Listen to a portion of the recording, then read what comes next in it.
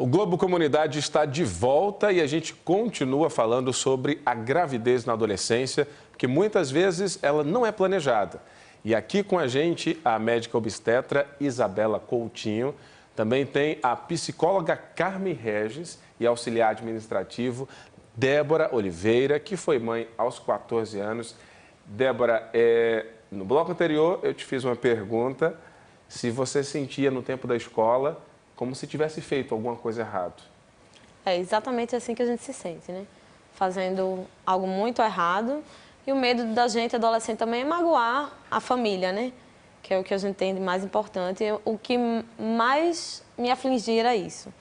Mas o medo de toda adolescente é ser colocada para fora, é não ter apoio. E eu tive isso. Então, se tornou mais fácil pelo apoio da família e dos meus amigos. Então, foi mais tranquilo. Mas é assim que a gente se sente. Fazendo algo errado, fazendo algo muito proibido, sendo uma coisa diferente na sociedade, Como né? se todo mundo estivesse te apontando. Com certeza. Como é que foi a relação com o pai do seu filho? A princípio é difícil para os dois lados, né? Porque ele também era um adolescente. Então, qual era a idade dele? Ele tinha 17. Então, foi difícil para os dois. Dificultou um pouco porque quando não parte apoio dos dois lados da família, eu tive mais apoio da minha mãe. Foi meio difícil com a mãe dele, né? Para a mãe dele aceitar, mas no final acabou aceitando. Então, por esse motivo, talvez a gente se afastou, né? Mas hoje ele é um bom pai, não tão presente como todo mundo espera, porque cada um segue sua vida, mas a gente conseguiu levar. E o apoio é tudo. Acho que qualquer adolescente tem que ter o apoio da mãe, ter apoio dos familiares, dos amigos de infância. E isso conta muito para a adolescente não cair nas estatísticas, né? É o mais importante. Porque eu quero que a doutora Carme comente isso. Isabela, você falou aí que sentia como se todo mundo estivesse apontando um erro seu. Você percebia, quando você descobriu que estava grávida, quando tentou esse relacionamento com a família, também do pai do seu filho, como se o problema fosse você? Exatamente. É isso que... É porque, assim, cada um tem um lado, né? A família do pai, quando você não tem o apoio do outro lado, eu tive da minha família, é muito... A adolescente, quando ela se apaixona, é uma história lúdica, né? Ela acha que é um conto de fadas, o príncipe encantado. É exatamente esse sentimento.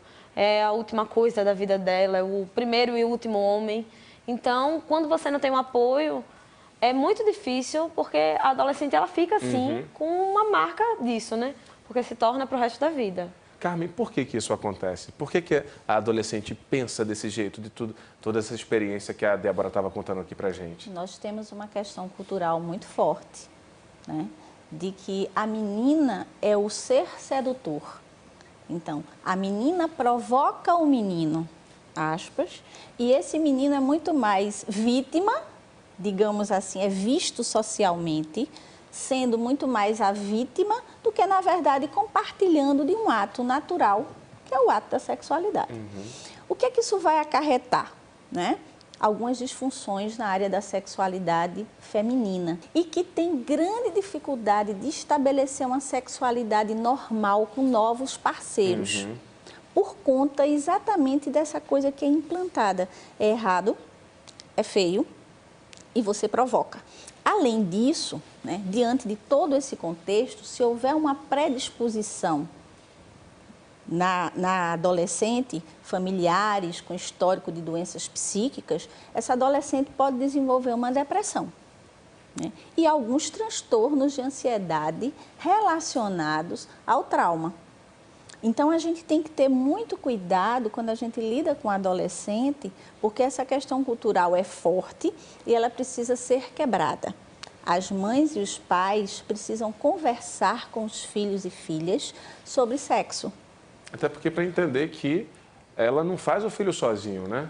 Claro que não, e é algo natural, né? Todos nós passamos pelo início da vida sexual. Existe um mito de que, quando você esclarece, isso aí é algo na população em geral, certo? Público leigo. Quando você esclarece, você está estimulando o adolescente a fazer. Não fale de sexo com o filho, porque senão você vai incentivar, estimular ele a fazer sexo. Isso, exato. E aí as pessoas dizem, não, então eu não vou falar de preservativo, eu não vou falar de métodos anticonceptivos, porque isso vai fazer com que o adolescente queira experienciar. E não é bem assim. A experiência clínica me mostra que jovens esclarecidos, onde a família tem a abertura e o jovem recebe na sua mãozinha a responsabilidade sobre sua vida sexual, eles têm muito mais critério, não é que eles não façam, até porque faz parte da vida, né? Mas eles desenvolvem mais critérios para fazer. Mais segurança. E isso, doutora Isabela, com esse esclarecimento, é até melhor porque previne não só a gravidez indesejada na adolescência, mas também doenças, não é verdade? Exatamente. Informar é a chave, né? É a chave da prevenção, né? Você não ter medo. Primeiro tem a informação no âmbito familiar, né? E a informação no âmbito de saúde pública. Então, no âmbito familiar, essa conversa, esse assunto ser abordado, né? Abordar em relação à gravidez indesejada, não planejada.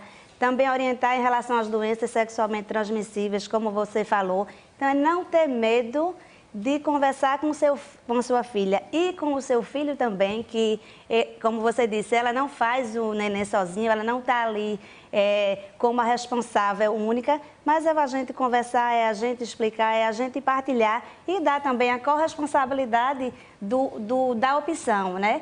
Não é que a gente vá com isso estimular, mas nem tampouco a gente vai reprimir.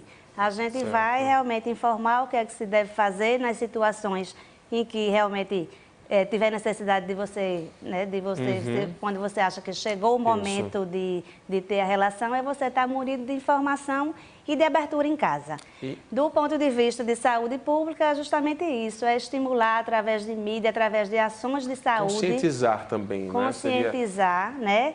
E oferecer, né? Não só mostrar o que é que existe, o que é possível. Um local onde ele pode também ter essa atenção, esse cuidado. Não ele saber que tem uma pílula, que tem um DIU ou que tem um preservativo e ele não ter acesso para pegar. Eu acho que isso, né, faz parte da ação preventiva e justamente a gente só vai conseguir reduzir a gravidez na adolescência se a gente realmente tratá-la como o lugar que ela tem na sociedade. Ela existe, né? Olha, e é importante lembrar que a gravidez pode não ter sido planejada pelos pais, mas o bebê não tem nada a ver com isso. É uma criança indefesa, inocente, que vai nascer.